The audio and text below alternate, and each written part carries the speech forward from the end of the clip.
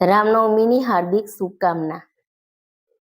જાગૃતિ નિર્મોહી, લાઘવિકા ભક્તિ. સોસાયટીમાં ભારે ધમાલ હતી. બાળકો નાટક મંડળીમાં હોય એવી વેશભૂષા સાથે તૈયાર થઈ ફરતા હતા. એક તો બિલકુલ પવનપુત્ર હનુમાન જ જોઈ લો, એટલો સુંદર લાગતો હતો. એમાંય ગદા ફેરવી કૂદકા મારતો હતો. એક બાજુ ખુરશીમાં રાજા દશરથજી અને સાથે રાણીઓ બેઠા હોય એવું લાગતું હતું. ઋષિમુનિઓ જેવા પુરુષોના દર્શન થતા હતા. સ્પીકરમાં ગીત વાગતું હતું, ભારત કા બચ્ચા બચ્ચા જય જય શ્રી રામ બોલેગા. થોડે દૂર એક દેખાવડો પાગલ તો ન કહેવાય, બાળકજીઓ રોજ એની બિલાડી સાથે ફરવા નીકળે, દીવાસળીની પેટીનો મોબાઈલ બનાવે અને આખો દિવસ વાતો કર્યા કરે.